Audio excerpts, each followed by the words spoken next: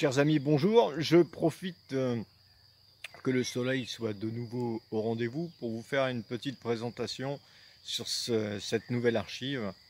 Donc tout d'abord, je vous remercie pour tous vos sympathiques messages sur les concours et finales de 1979 et de 1980. C'est vrai que c'est toujours très intéressant de découvrir ces archives et de revoir nos anciens chiens, nos anciens compétiteurs. Voilà. Moi, je suis toujours très touché de revoir tout ça. Et cette fois, je vous propose une archive, alors quelque chose d'aussi inédit qu'intéressant, puisque nous sommes au tout début des années 80, 1982, 83 et 84.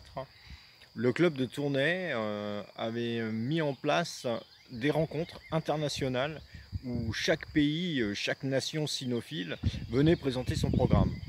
Alors, il y avait les grandes équipes suisses avec Monsieur Belay, les grandes équipes allemandes avec Monsieur Engels, les grandes équipes belges de Tournai, donc de Monsieur Van Steenbruge, et nous avions aussi les équipes françaises, hollandaises, et un peu plus tard, on a eu des équipes italiennes et américaines qui se sont joints à la fête.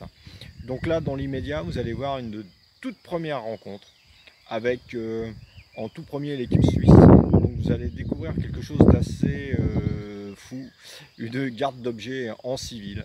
Les Suisses pratiquaient comme ça à l'époque, ils avaient l'habitude de juger des chiens sur une efficacité, et ils arrivaient à joindre une belle efficacité, la beauté du geste, parce que les Suisses étaient toujours très investi dans la tenue du chien sur le terrain. Donc vous verrez aussi une démonstration avec plusieurs chiens très impressionnantes menée par Monsieur Belay.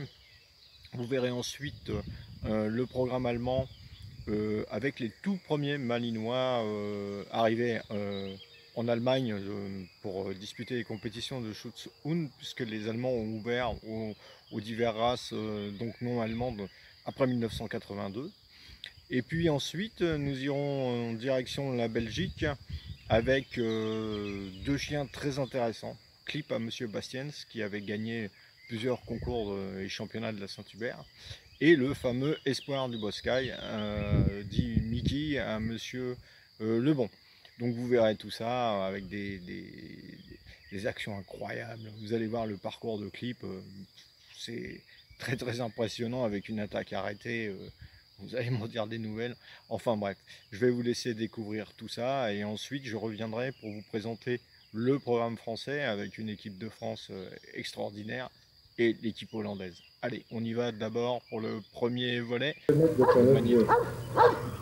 Mais même s'il se déplace à 2 mètres, c'est pénalisé, de sorte qu'il doit rester sur son objet. Voilà la distraction. On essaie de lancer un objet pour distraire le chien. Il y a 3 tentatives. On peut appeler le chien au pied. On peut lui dire lever, on peut lui dire va chercher ton maître. Et le chien ne doit pas bouger. Le chien doit rester fixé sur son objet. Vous me direz, mais alors quand est-ce que le chien mord? Eh bien, le chien mord si vous approchez trop près. Et ceux qui en doutent peuvent venir essayer.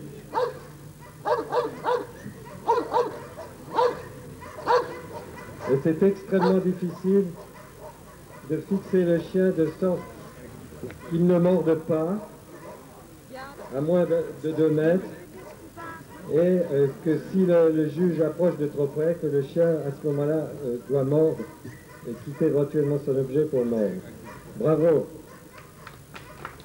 Bravo, monsieur Parot, et bravo à Joe. Ou ne pas être noté, plutôt. Hors concours s'il sort.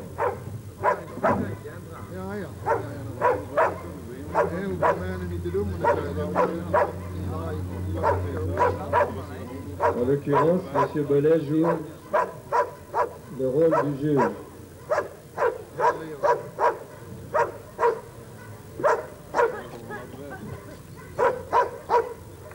Je constate que M. Belay a une protection au bras droit, alors il est possible qu'il fasse mordre le chien. Comme il s'agit d'une exhibition, non pas d'un concours, M. Bellet a forcément mis une manchette pour ne pas se faire estropier. C'est absolument normal. Tentative de corruption, si l'on peut dire.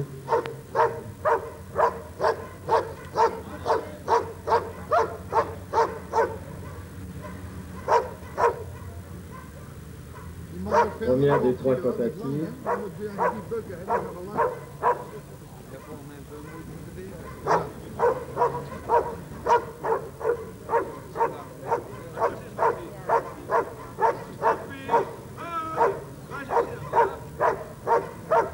Deuxième tentative. Les chiens ne bougent pas, comme vous pouvez le constater.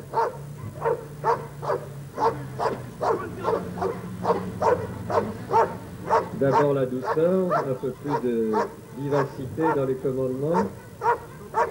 Et vous voyez que M. Bellet est vraiment très près, le chien ne bouge pas. Mais il approche la main, vous voyez ce qui se passe. S'il n'avait pas de protection, ça serait pareil. Mais je pense qu'il pourrait aller à l'infirmerie, directement.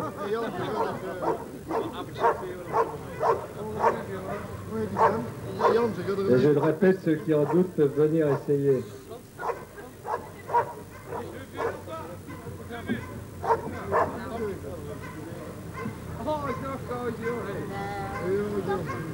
Et comme vous l'avez constaté, le chien a mordu et a lâché dès que M. Bellet a tiré. Parce que le chien ne doit pas...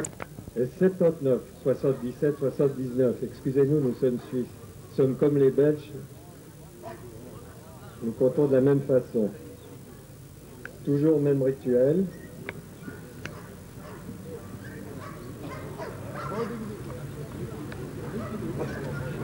Et c'est M. Gollet qui va assumer le rôle de juge.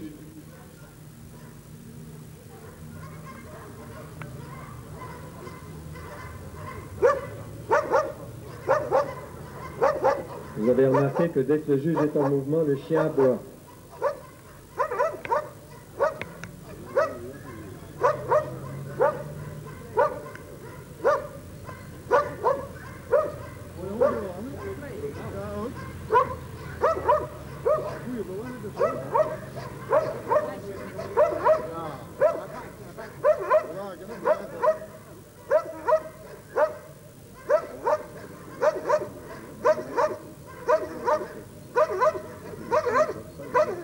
Première tentative de corruption, et vous remarquez combien le chien est vissé sur son objet.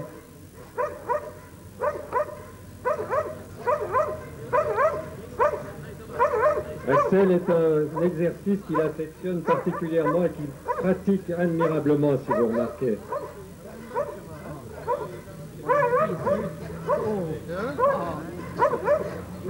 Très joli, très spectaculaire. Très joli travail.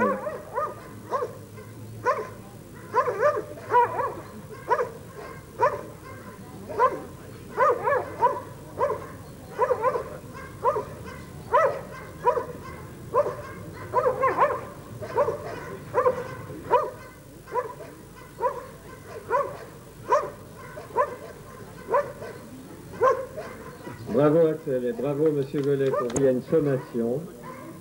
Sommation sur l'homme d'attaque. Et au troisième drapeau, c'est l'attaque.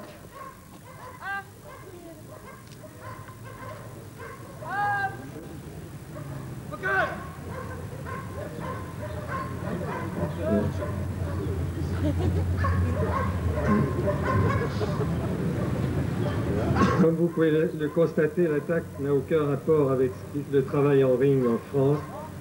Les exigences ne sont pas les mêmes.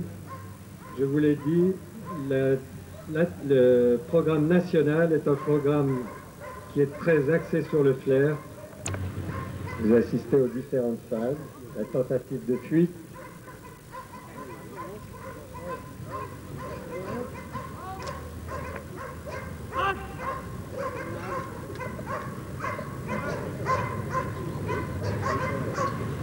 L'attaque est commandée par M. Schwab. Je le répète, triple champion suisse en défense.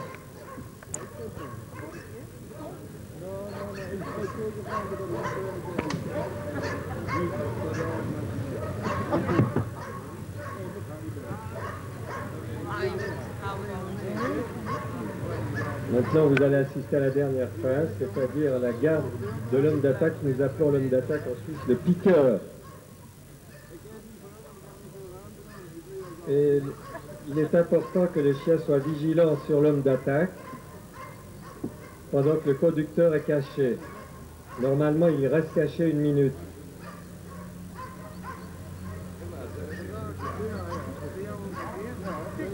Première phase. Et le chien doit arrêter sans commandement de son maître.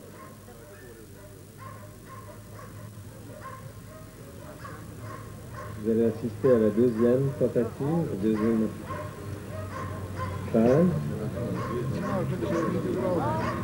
La même chose, le chien doit arrêter sans commandement.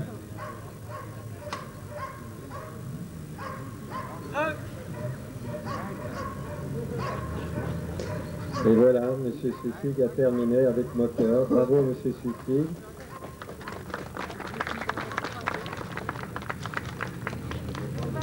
Et bravo à son piqueur.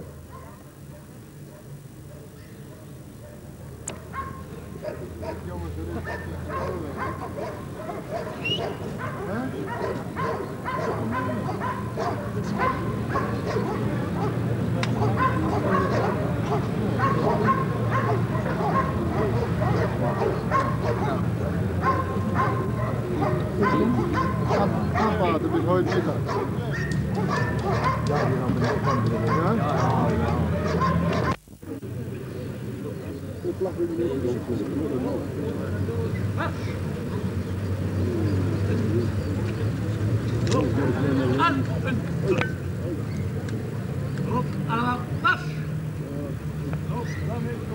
What?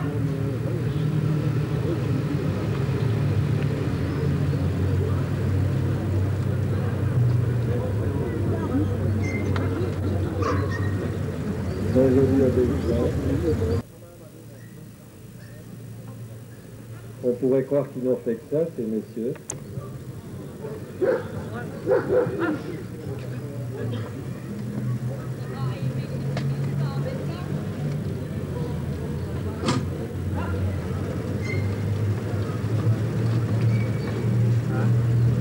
Vous pouvez constater combien cette obéissance est précise, propre et nette.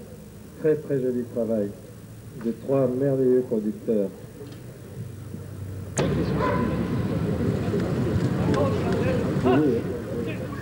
Oui, vous pouvez les applaudir parce que vous assistez vraiment à un très très joli travail.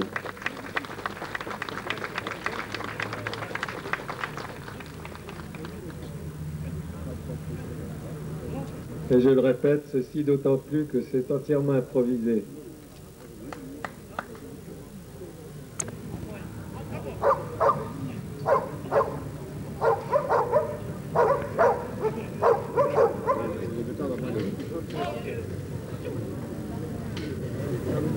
Oui.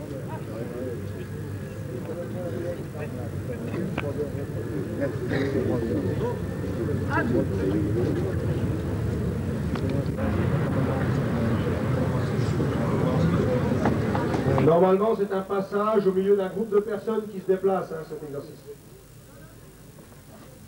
Mais ne vous inquiétez pas, il n'a pas peur des gens.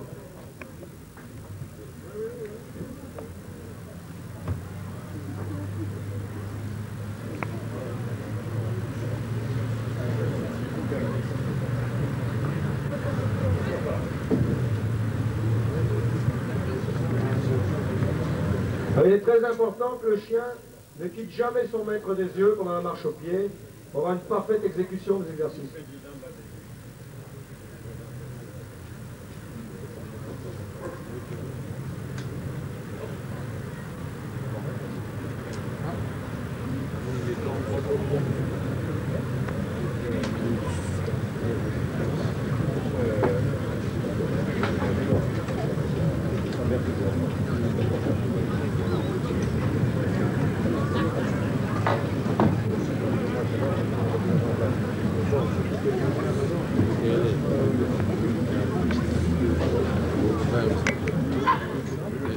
Blocage couché.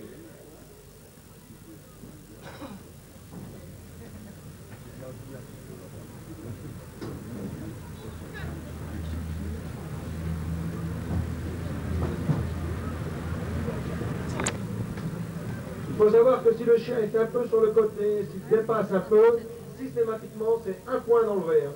Alors jugez sur 100 points. Si vous voulez gagner le championnat d'Allemagne, il faut se présenter au minimum avec 298, 299 points sur 300. Quand ça n'est pas 300.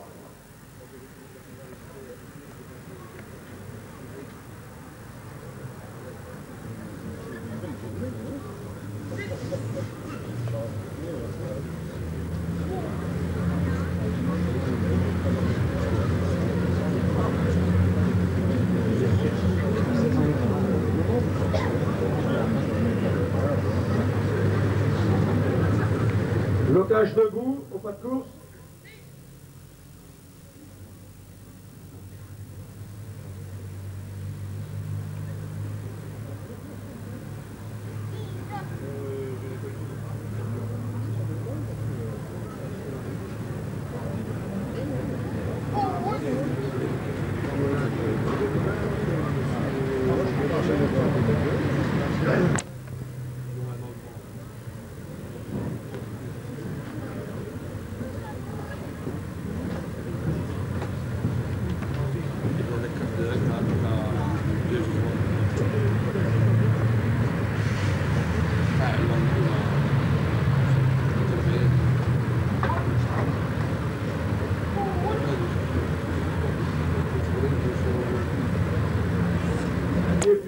Pour le travail. C'est un programme qui se veut social également, dans la mesure où il permet à des milliers de chiens de le pratiquer, et qui fait que nous avons constamment presque 50 000 chiens qui travaillent en Allemagne.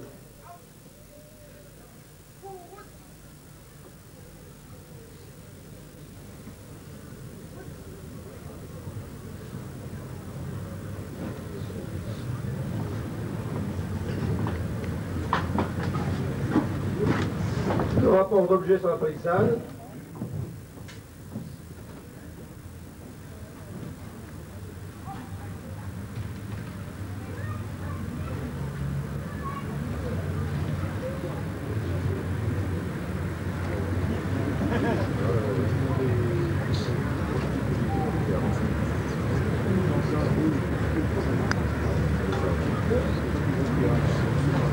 Nous allons terminer par en avant.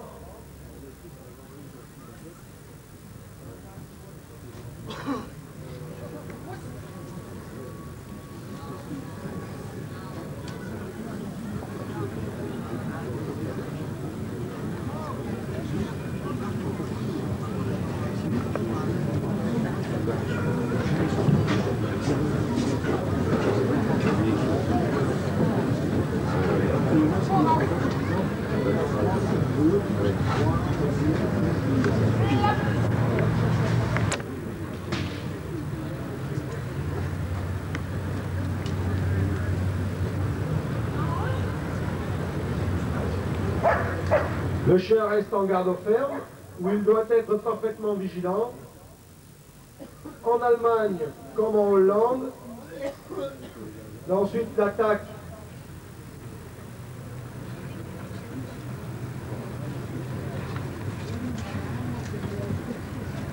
L'épreuve de courage, la deuxième.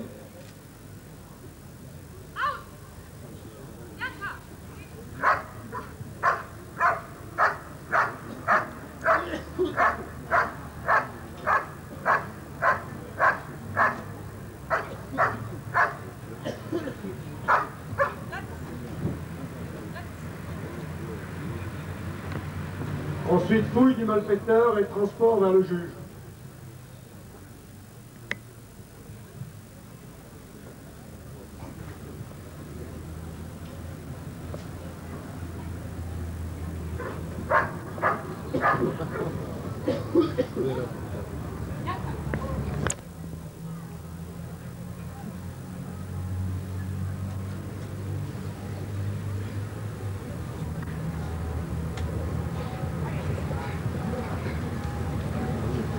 voyez donc l'entraînement d'un jeune chien pour le Schutzhund 1.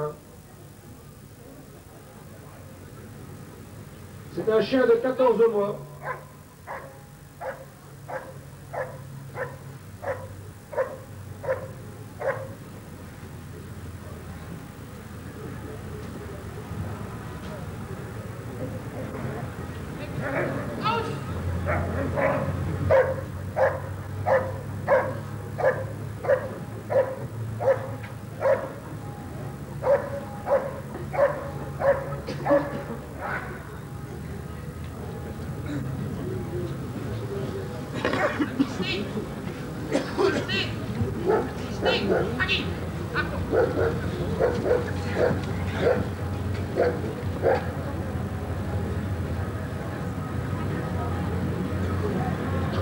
Une petite attaque de face.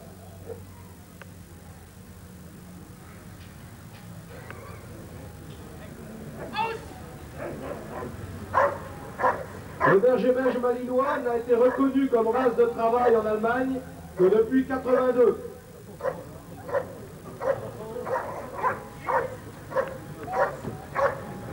Effectivement, le chien de M. Peter Engel, à mes côtés, a été le premier berger belge à obtenir le Schutzhund 3.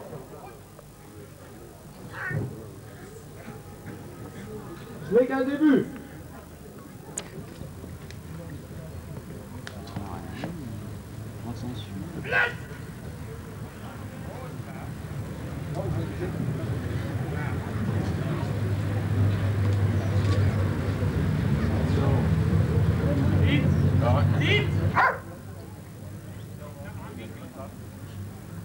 Transport du malfaiteur qui va être suivi de la défense du maître.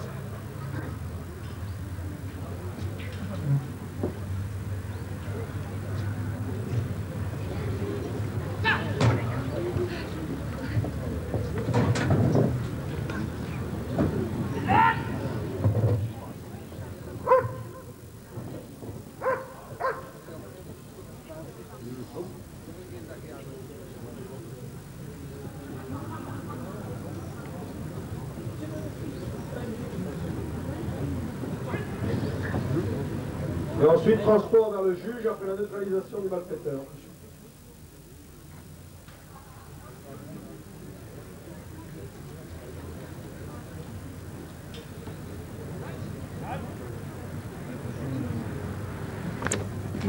Allez.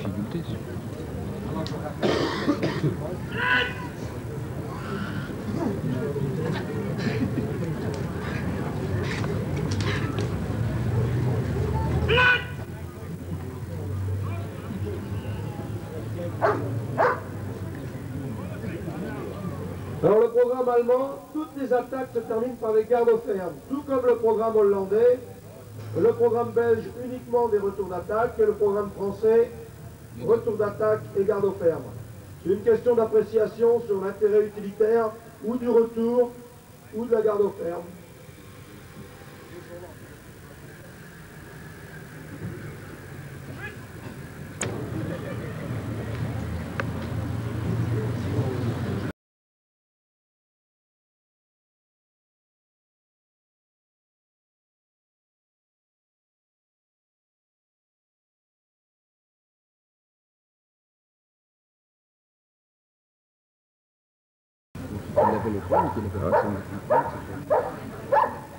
L'homme d'attaque utilise le bâton sur l'animal à la deuxième charge suite à la sortie de cache et à la deuxième charge de l'attaque de face.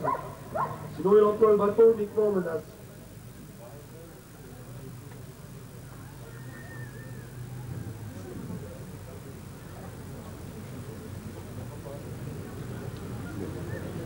Je reviendrai pour le programme.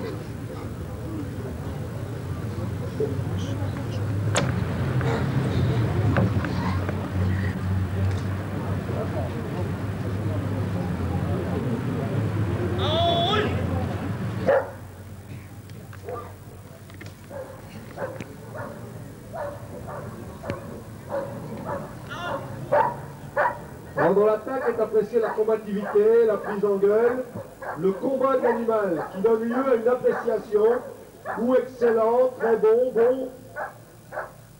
qui est très importante, surtout pour la sélection d'élevage. Parce que les éleveurs vont bien sûr en priorité, ou alors, ce qu'on souhaitait, sur les animaux qui ont l'appréciation excellente, sur la classe caractère. En Allemagne, tout berger allemand, pour pouvoir saillir, doit être Schutzhund 3. Et les femelles...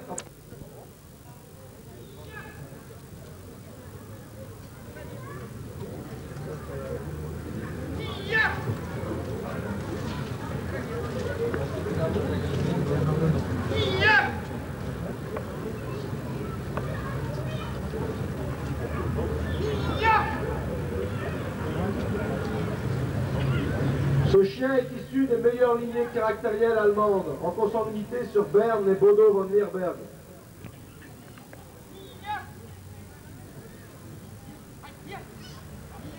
Les chiens sont un peu gênés parce que le terrain est très encombré.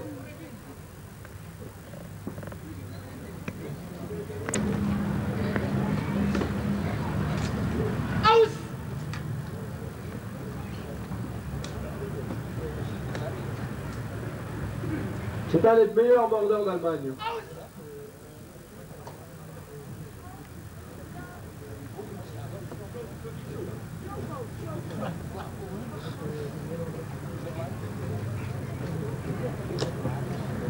Le chien qui doit subir un entraînement très très dur pour pouvoir être contrôlé.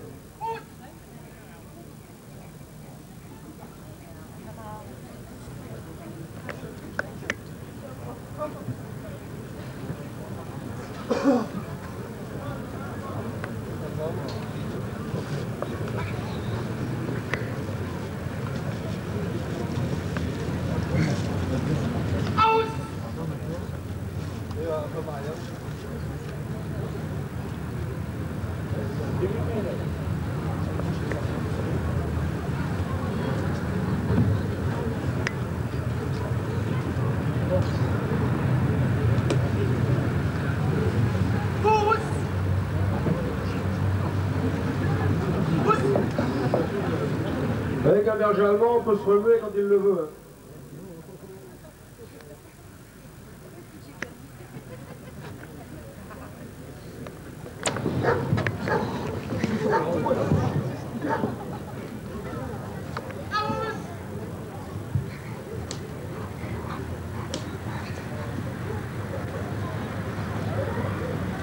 Très forte combativité de l'animal.